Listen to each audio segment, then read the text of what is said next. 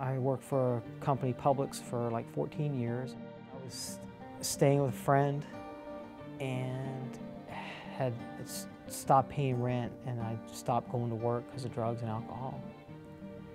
And was told to leave and absolutely had nowhere to go. I mean, I wandered around that day, happened to be downtown Orlando.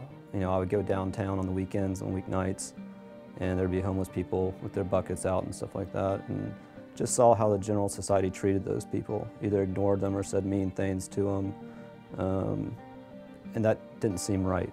IDignity was started by members of 5 downtown churches. They were all having to deal with the same problem of people coming to the church on Sundays looking for various needs. And, you know, someone could ask for food and you could point them to where they're having a food sharing program. Someone's looking for shelter. There's a number of places where they can find shelter, but more and more people were asking for need for ID. And I see it in a lot of guys. You know, they're scared to talk to you and ask for help. And some aren't, but the ones that are, once you get to know that look and the kind of need in their face, you can go up to them and talk to them. But I think that was the biggest thing for me, was just the embarrassment, the pride. It all comes down to pride. You know, kept me from asking for help. It becomes almost a human rights issue because you can't survive in this society legally without these documents. I needed a birth certificate and I needed a Social Security card, and I was told that I could get it through IDignity. It's helped me from be hired at the rescue mission. If I wouldn't have had those identification papers, that they wouldn't have been able to hire me. You can't apply for a job or apply for school. You can't get social benefits or medical benefits or whatever.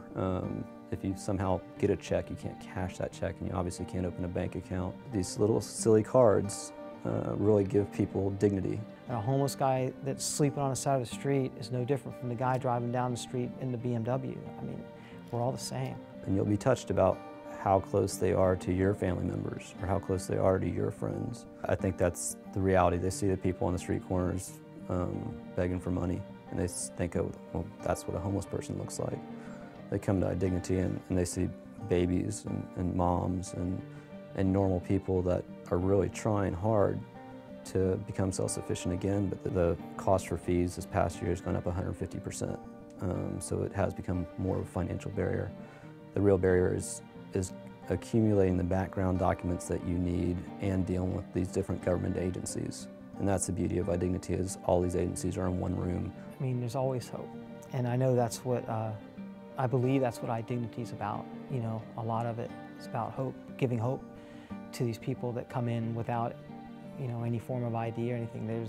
They're hopeless when they're out there without that, because they're told, no, you can't have this, no, you can't do that. This acknowledges that they are U.S. citizens, that they are part of the society. I know it's going to take work on my part, and with the help of others, that there is hope. There's light at the end of the tunnel. You know, we get guys come in and they've never been homeless before, and you can see it in their eyes that they're scared. And you just let them know that there's somebody out there that cares about you. Volunteers just have the biggest hearts, and just it's so uplifting being around them.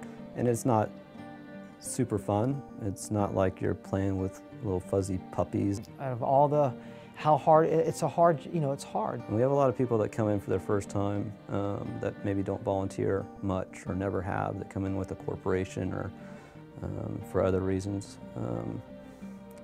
And then they are just turned emotionally.